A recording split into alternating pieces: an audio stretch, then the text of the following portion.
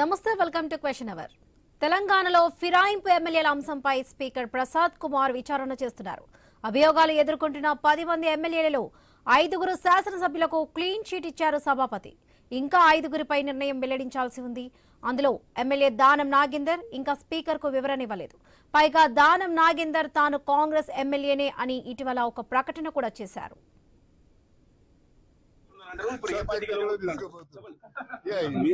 ఏ పార్టీలో అదే గెలుస్తుంది కదా, అది మన స్పెషాలిటీ కదా.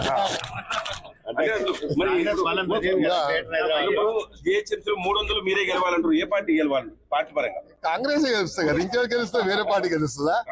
ముఖ్యమంత్రి గారు ఇంత బడ్జెట్ ఇచ్చి ఇన్ని అభివృద్ధి చేసిన తర్వాత మళ్ళీ ఏ పార్టీ గెలుస్తుందని నువ్వు తిరకాసు మాటలు ఎందుకు? ఏ పార్టీ అంటే ఏం చెప్తారు? కాంగ్రెస్ చెప్తున్నాం కదా, కాంగ్రెస్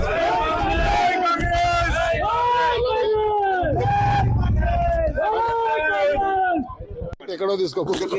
మీరు ఏ పార్టీలో ఉన్నారంటారు? ఇప్పుడు ఏ పార్టీ తీసుకోపోతుంది? దానం నాగేందర్ ఎపిసోడ్ పై చర్చ జరుగుతున్న తరుణంలోనే ఈ జాబితాలో జగిత్యాల ఎమ్మెల్యే సంజయ్ కుమార్ చేరారు. అవసరం వచ్చి కాంగ్రెస్ లోకి వెళ్లానట్టుగా స్పష్టం చేశారు. ఇందుకు కారణాలను కూడా వెల్లడించారు జగిత్యాల ఎమ్మెల్యే సంజయ్. ఇక మిగతా 5గురు ఎమ్మెల్యేలపై కూడా స్పీకర్ నిర్ణయం ఇక్కడ మా ప్రజాప్రతినిధులు ఉన్నారు. సంజయ్ కుమార్ సార్ అడిగేసాడు, ఇటు పోయాడు. పోవాల్సిన అవసరం వచ్చింది. నన్ను చాలా మంది అంటుంటే మీరు పేపర్లలో చూస్తూ ఉంటారు.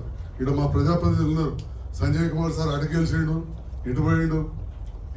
పోవాల్సిన అవసరం వచ్చింది. నన్ను చాలా మంది అంటుంటే మీరు పేపర్లలో చూస్తూ ఉంటారు. ఇక్కడ మా ప్రజాప్రతినిధులు ఉన్నారు. సంజయ్ కుమార్ సార్ అడిగేసాడు, ఇటు పోయాడు. పోవాల్సిన అవసరం వచ్చింది. నన్ను చాలా మంది అంటుంటే మీరు పేపర్లలో చూస్తూ ఉంటారు. ఇక్కడ మా ప్రజాప్రతినిధులు ఉన్నారు. సంజయ్ కుమార్ సార్ అడిగేసాడు, ఇటు పోయాడు. పోవాల్సిన అవసరం వచ్చింది. నన్ను చాలా మంది అంటుంటే మీరు పేపర్లలో చూస్తూ ఉంటారు. ఇక్కడ మా ప్రజాప్రతినిధులు ఉన్నారు. సంజయ్ కుమార్ సార్ అడిగేసాడు, ఇటు పోయాడు. పోవాల్సిన అవసరం వచ్చింది. నన్ను చాలా మంది అంటుంటే మీరు పేపర్లలో చూస్తూ ఉంటారు. ఇక్కడ మా ప్రజాప్రతినిధులు ఉన్నారు. సంజయ్ కుమార్ సార్ అడిగేసాడు, ఇటు పోయాడు. పోవాల్సిన అవసరం వచ్చింది. మిగతా 5గురు ఎమ్మెల్యేలపై స్పీకర్ నిర్ణయం తీసుకోకముందే శాసనసభ్యులైన దానం నాగేందర్, సంజయ్ కుమార్లు చేసిన ప్రకటన అనేక ప్రశ్నలకు దారితీస్తుంది. వీరిపై సభాపతి వేటు వేస్తారా, లేక వేటుకు ముందే 2 ఎమ్మెల్యేలు తమ పదవులకు రాజీనామా చేస్తారా? ఎమ్మెల్యేలు ఏం ఆశించి ఈ విధంగా ఓపెన్ గా ప్రకటన చేస్తున్నారు? కాంగ్రెస్ పార్టీ మాత్రం ఎమ్మెల్యేల ప్రకటనలపై ఆచితూచి స్పందిస్తుంది. అది స్పీకర్ పరిధిలో ఉన్న అంశంగా ప్రకటించి దూరం జరుగుతుంది.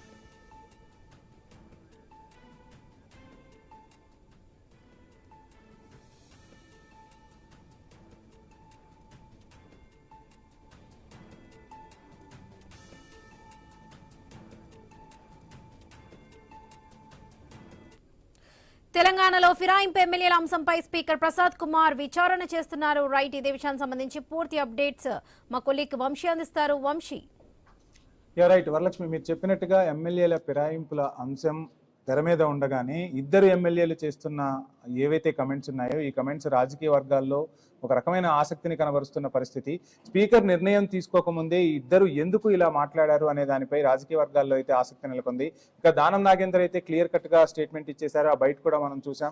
నేను కాంగ్రెస్ పార్టీలోనే ఉన్నానంటూ దానం నాగేందర్ చెప్తే అవసరం వచ్చింది, పార్టీలోకి వెళ్లాల్సిన అవసరం వచ్చింది, అందుకోసమే వెళ్ళానంటూ సంజయ్ కమెంట్స్ చేసిన పరిస్థితి. సో 2 కమెంట్స్ తో అటు కాంగ్రెస్ నేతలు, అదేవిధంగా ఇటు బీఆర్ఎస్ లో ఉన్న నేతలు కానివ్వండి, తెలంగాణ రాజకీయ ముఖ చిత్రంలో ఏం జరుగుతుంది అనే దానిపై పెద్ద ఎత్తున చర్చించుకుంటున్న పరిస్థితి. అంటే స్పీకర్ వీళ్లపై వేటు వేయక ముందే వీళ్ళు రాజీనామా చేయబోతున్నారా అనే అంశం అయితే ఇప్పుడు చక్కెర్లు కొడుతుంది. సో మొత్తంగా ఫిరాయింపు ఎమ్మెల్యేల అంశం స్పీకర్ కోర్టులో ఉండగానే ఈ 2 ఓపెన్ గా స్టేట్మెంట్లు ఇవ్వడంపై అయితే పొలిటికల్ గా ఆసక్తి అయితే కనపడుతున్న పరిస్థితి.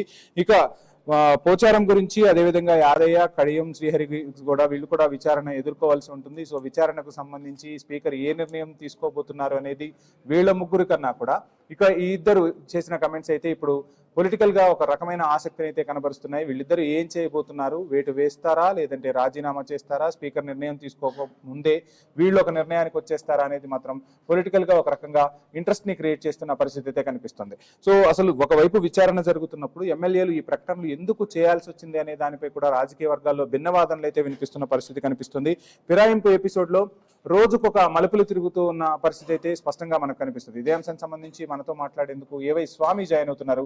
స్వామి, ఏంటి దానం నాగేందర్, బండి సంజయ్ కమెంట్స్ వెనక ఏముందని మనం ఆలోచించవచ్చు? అంటే స్పీకర్ నిర్ణయం తీసుకోకుండా ముందే వీళ్ళే ఇంత ఓపెన్ గా స్టేట్మెంట్స్ ఇవ్వడం అనుకున్న ఆంతర్యం ఏంటంటే, అంటే ఒకవైపు ఈ నెల 28వ తేదీ నుంచి అసెంబ్లీ సమావేశాలు ప్రారంభం కాబోతున్నాయి. మరోవైపు ప్రధాన ప్రతిపక్షంగా ఉన్నటువంటి బీఆర్ఎస్ పార్టీ ఈ పార్టీ ఫిరాయింపులకు సంబంధించి మరింత ఎదురుదాడి చేసే అవకాశం కనబడుతుంది. దీంతో ఇప్పటికే తమ పై ఉన్నటువంటి ఈ మతాన్ని కాస్త మరోవైపు తాము విషయాన్ని ఒప్పుకుంటే కనుక జనంలోకి విలువ పెరుగుతుంది. మరోవైపు జగిత్యాల సంజయ్ విషయంలో అటు జీవన్ రెడ్డితో పాటు మిగతా వాళ్ళంతా కూడా బలంగా దాడి చేస్తున్నారు. ఇలాంటి సమయంలో వారికి సంబంధించినటువంటి విషయంలో పదే పదే ఒకవైపు బదనాం కావడం కంటే కూడా విషయాన్ని ఒప్పుకొని జాగ్రత్త పడడం బెటర్ అని చెప్పేసి వాళ్ళు భావించినట్టుగా మనకు అర్థమవుతుంది. ఇటు దానం నాగేందర్ కూడా ఎట్లాగో వీటు పడుతుంది కాబట్టి తాను ఎట్లాగో బీఫామ్ తీసుకొని ఎంపీగా పోటీ చేశాను, ఖచ్చితంగా ఆ విషయంలో స్పీకర్ వేటు వేసే అవకాశం స్పష్టంగా కనబడడంతో కూడా ఆయన తనకు తాను రాజీనామా చేసి పరువు కాపాడడం కోసం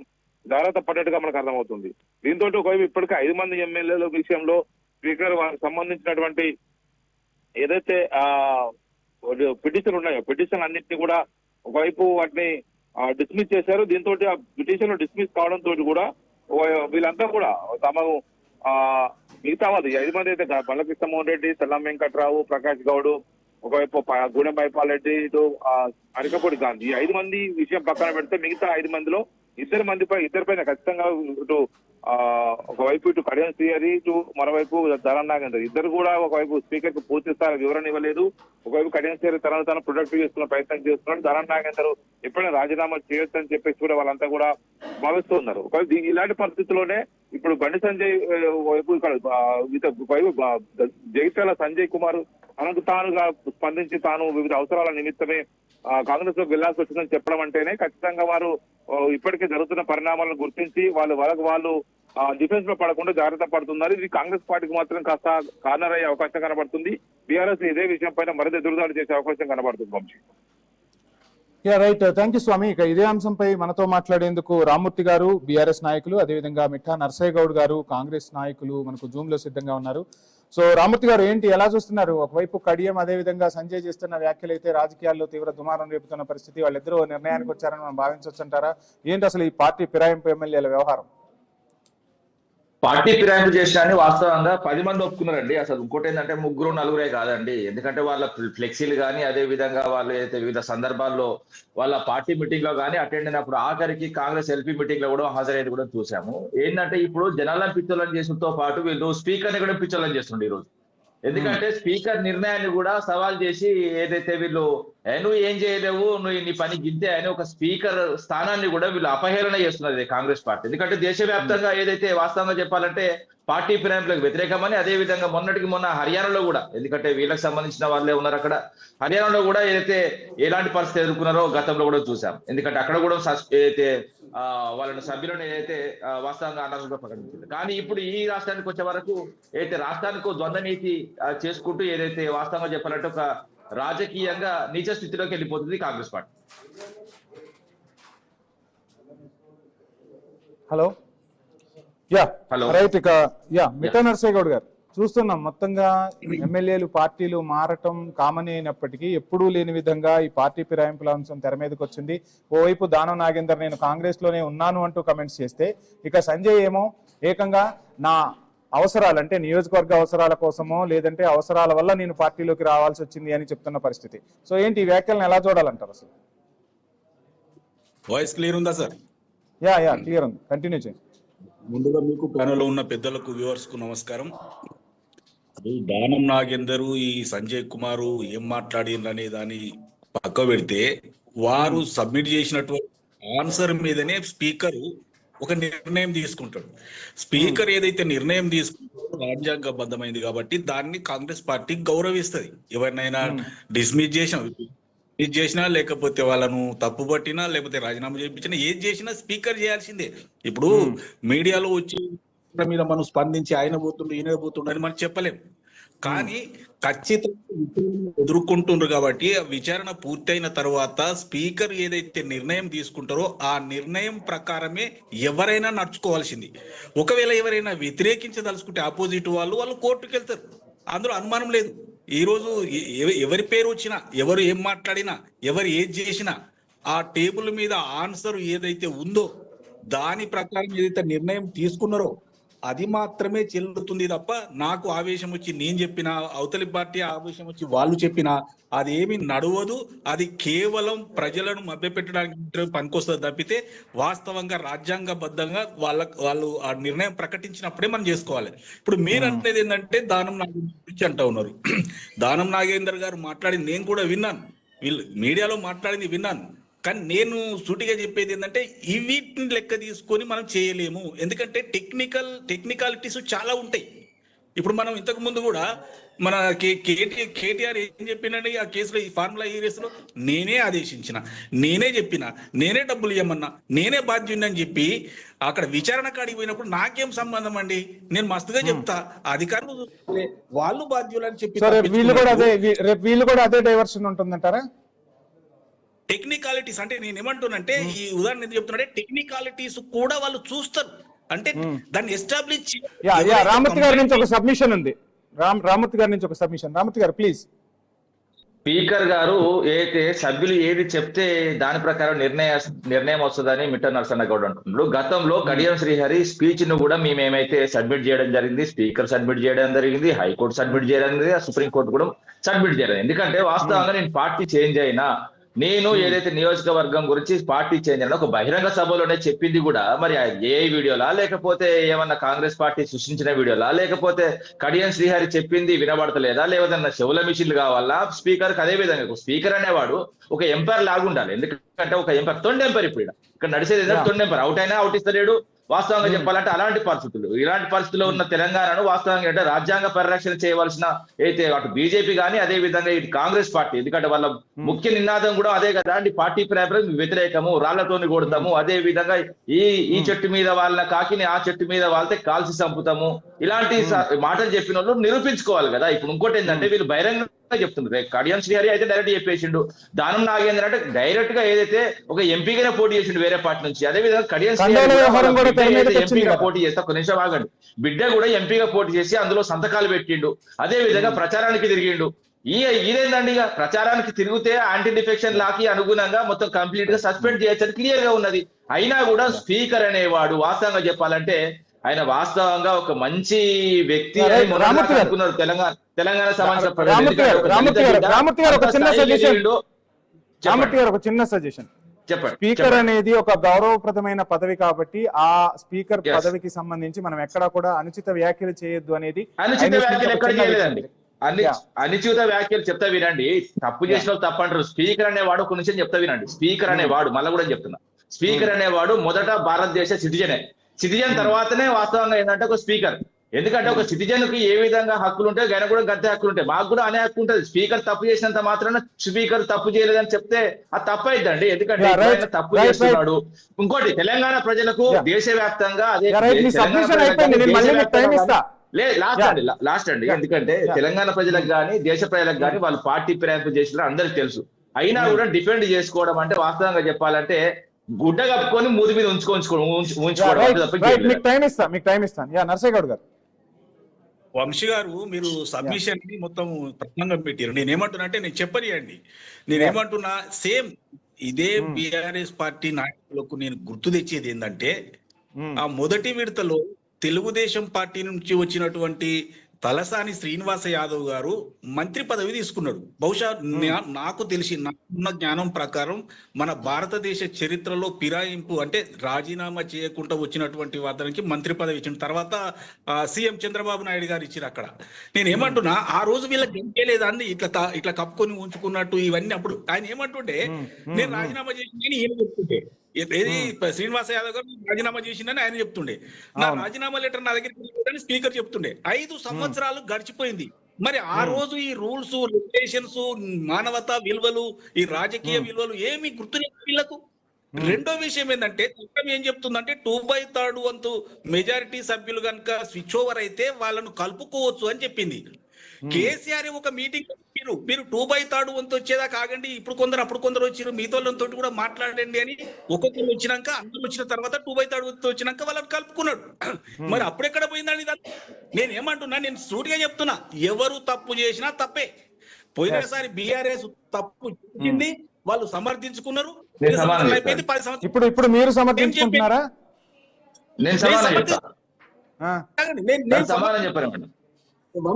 వంశీ గారు నేను సమర్థించుడు కాదు, ఇక్కడ స్పీకర్ కోర్టులో వీళ్ళ విచారణ ఉంది.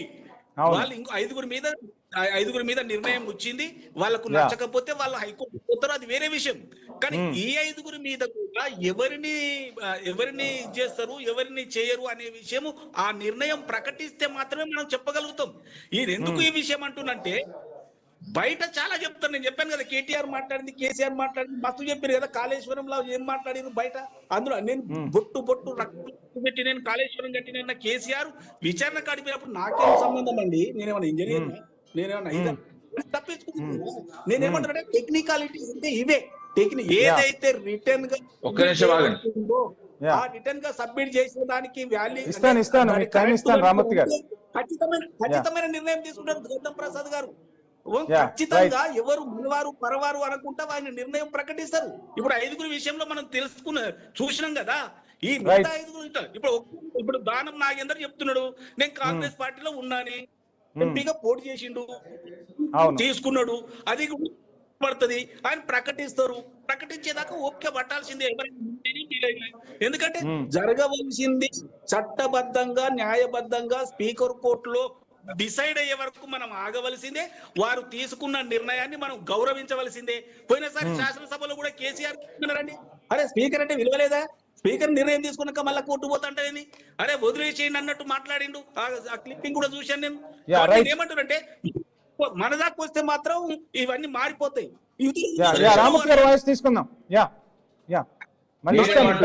మిత్రుడు నరసన్న గౌడ్ మాట్లాడుతూ వాస్తవంగా ఏంటంటే 2015 గుర్తు చేసిండు. ఒక్క నిమిషం ఆగండి, ఆయన ఆపన్నాడు. ఎందుకంటే నేనేమంటున్నా, 2014లో రాష్ట్రం ఏర్పడిన తర్వాత 2015లో మేము పార్టీ ఫిరాయింపులు చేసినామని ఒప్పుకుంటున్నాం. ఎందుకంటే యాంటీ డిఫెక్షన్ లాకి 2/3 అనుగుణంగా టీడీపీని విలీనం చేసినాం. ఎందుకంటే అది కూడా ఎందుకు చేసినామంటే 2015లో ఒక ఆంధ్రాకు సంబంధించిన ముఖ్యమంత్రి దగ్గర ఒక 50 లక్షలు తీసుకొచ్చిన దొంగ నుంచి కాపాడుకోనికి ఏదైతే వాస్తవంగా ఒక ఊర్లో దొంగలు పడితే ఏం చేస్తారండి, నెక్స్ట్ డే అందరూ జాగ్రత్తగా ఉంటారు. ఆ జాగ్రత్తలో 2/3 యాంటీ డిఫెక్షన్ లాగా అనుగుణంగా మేము చేంజ్ చేసుకున్నాం. అదే విధంగా రెండోసారి కూడా, ఎందుకంటే 2018లో జరిగిన ఎన్నికల్లో 2019 రిజల్ట్ వచ్చింది కాబట్టి స్టార్టింగ్ లో అందులో 88 సీట్లు వచ్చిన తర్వాత అక్కడ ఉండలేక చాలా మంది, ఎందుకంటే వన్ సైడ్ వచ్చింది మేము చేసిన అభివృద్ధి, ఎందుకంటే నీళ్లు ఇచ్చేది మేము అడగమన్నాం కాబట్టి మిషన్ భగీరథ లాంటి కార్యక్రమం తీసుకొచ్చి ఇంటింటికి నల్ల నీళ్ళు అందించినాం కాబట్టి ప్రజలు బ్రహ్మాండంగా కేసీఆర్ గారి నాయకత్వాన్ని ఆహ్వానించారు. కాబట్టి అందరూ వచ్చి ఏదైతే వాళ్ళు కూడా గులాబీ కండువా కప్పుకున్నాం అని చెప్పిళ్ళు. వాళ్ళు ఏదైతే ఇప్పుడు 10 మంది పందులు ఉన్నారో బురదల బొర్రిన తర్వాత కూడా మాకు బురద అంటలేదు అని చెప్తే వాస్తవంగా వీళ్ళు కూడా అంటలేదని ఇప్పుడు బురదల బొర్రింది వాస్తవం, ఏదైతే వాళ్ళ కలర్ అంటింది వాస్తవం. ఇంకోటి ఏంటంటే ఇంకా కూడా ప్రజలను పిచ్చర్లను చేయకండి, ఎందుకంటే 6 గ్యారెంటీలను ఆఖరికి అవలాగాలను చేసిండ్రు జనాలను. ఇప్పుడు కూడా అయితే ఆఖరి స్పీకర్ ను కూడా పిచ్చోని చేస్తున్నారు, ఆఖరికి ఇట్లా రాయి కొట్టుకుంటా తిరిగేటట్టున్నాడు స్పీకర్. రైట్, స్పీకర్ కి సంబంధించి ఎక్కడ కూడా మనం అనుచిత వ్యాఖ్యలు చేయొద్దండి. అనుచిత వ్యాఖ్యలు కాదండి, పిచ్చోని చేస్తున్నది ప్రభుత్వం అని చెప్తున్నా, అనుచిత వ్యాఖ్యలు కాదు. స్పీకర్ కి అన్ని విచక్షణ అధికారాలు ఉంటాయి. పిచ్చోని చేస్తున్నది ఎందుకంటే ఇప్పుడు 5 విషయం వాళ్ళు చెప్పిళ్ళు, 5 విషయంలో వీళ్ళు కూడా ఉన్నారు. 5 పార్టీ మారలేదని స్పీకర్ దగ్గరికి పోతారు, మళ్ళీ బయటకు వచ్చి మేము పార్టీ మారినామని చెప్తారు. స్పీకర్ అవలాగం చేసుకోకపోతే ఏంటండి? రామూర్తి గారు మళ్ళీ మాటలు అన్పార్లమెంటరీ వర్డ్స్ ఎక్కడా కూడా రిపీట్ కావద్దు ప్లీజ్, దయచేసి విజ్ఞప్తి చేస్తున్నాం. మళ్ళీ కూడా చెప్తున్నా, స్పీకర్ గారిని పిచ్చోని చేస్తుంది, అవలాగాని చేస్తుంది. మరలా మీరు దయచేసి ఆ వ్యాఖ్యను వెనక్కి తీసుకోవాల్సిందిగా కోరుతున్నాం. స్పీకర్ అనేది ఒక రాజ్యాంగబద్ధమైన పదవి, ఆ పదవిలో ఉన్న వారిని ఖచ్చితంగా గౌరవించాల్సి ఉంటుంది.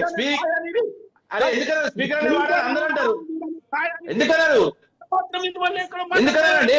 అరే తప్పు చేసినప్పుడు తప్పకపోతే ఏం చేస్తారు? రాజ్యాంగ ప్రొవిజన్ ఉంటుంది, ఏ పొజిషన్ ఉంటుంది. సుప్రీంకోర్టు జడ్జి కూడా సామాన్య మానవునికి సుప్రీంకోర్టు జడ్జి కూడా ప్రశ్నించే హక్కు ఎందుకుంటుందండి? ఎవరినైనా ప్రశ్నించే హక్కు ఉంటుంది, కానీ ఒక పదజాలం వాడేటప్పుడు చాలా జాగ్రత్తగా ఉండాల్సి ఉంటుంది కదా. ప్రతి పౌరునికి వాక్ స్వేచ్ఛ ఉంటుంది. ప్రశ్నితతో రామూర్తి గారు ప్లీజ్ హోల్డ్. బరాబర్ రామూర్తి గారు ప్లీజ్ హోల్డ్. చేసేది బరాబర్ తప్పు. స్పీకర్ చేసేది బరాబర్. రామూర్తి గారు స్పీకర్ ని రామూర్తి గారు వాయిస్ తీసుకొని ఇస్తారా తీసుకొనివరా? మరలా మీరు అదే వర్డ్స్ వాడుతున్నారు. దయచేసి ఆ వర్డ్స్ వెనక్కి తీసుకోండి.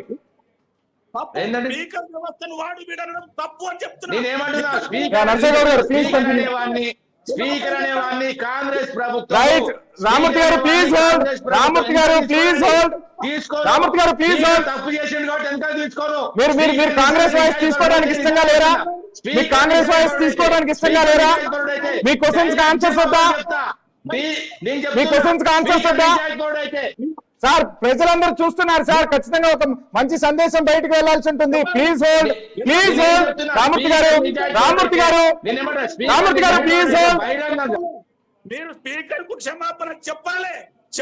నేనేమంటున్నా స్పీకర్ 10 మంది విషయంలో నిర్ణయం తీసుకోమనండి, న్యాయంగా తీసుకోమనండి. పూలు చల్లుతా సారీ చెప్తా. నేను అంటే రామూర్తి గారు స్పీకర్ మీకు అనుగుణంగా నిర్ణయం తీసుకోవాలా? 10 మంది విషయంలో స్పీకర్ ను వాడు వీడు అనే పదాలు వెనుకకు తీసుకొని క్షమాపణ చెప్పిన తర్వాత నేనేమంటున్నా మళ్ళీ కూడా చెప్తా. రామూర్తి గారు ప్లీజ్ ఆ వ్యాఖ్యలు వెనక్కి తీసుకోండి దయచేసి విజ్ఞప్తి చేస్తున్నాం. రైట్. మొత్తంగా ఫిరాయింపు ఎమ్మెల్యేల అంశం అయితే ఇప్పుడు స్పీకర్ కోర్టులో ఉంది. సో ఎటువంటి నిర్ణయం తీసుకోబోతున్నారు ఏంటి అనేది మాత్రం సర్వత్రా రాజకీయ వర్గాల్లో అయితే ఒక చర్చ నడుస్తున్న పరిస్థితి. సో ఇద్దరు ఎమ్మెల్యేలు ఓపెన్ గా, ఒకరేమో నేను కాంగ్రెస్ పార్టీలోనే ఉన్నాను అంటే, మరొక ఎమ్మెల్యేనేమో నేను అవసరాల కోసం పార్టీ మారాల్సి వచ్చింది అని చెప్తున్న పరిస్థితి. ఇక దానం నాగేందర్ విషయంలో క్లియర్ కట్ గా అర్థమైపోతుంది. తను కాంగ్రెస్ ఎంపీగా పోటీ చేశారు కాబట్టి వేటు తప్పదు, ఖచ్చితంగా అక్కడ ఉప ఎన్నిక కూడా వస్తుందా అంటే ఖచ్చితంగా వస్తుందన్న విశ్లేషణలు వినిపిస్తున్నాయి. సంజయ్ చేసిన విమర్శలు అంటే ఒకవైపు దానం నాగేందర్ అంశం డిస్కషన్ నడుస్తూ ఉండగానే మరొక అంశం సంజయ్ మాట్లాడిన మాటలు కూడా ఇప్పుడు పొలిటికల్ సర్కిల్స్ లో చక్కర్లు కొడుతున్న పరిస్థితి అయితే క్లియర్ కట్ గా కనపడుతుంది.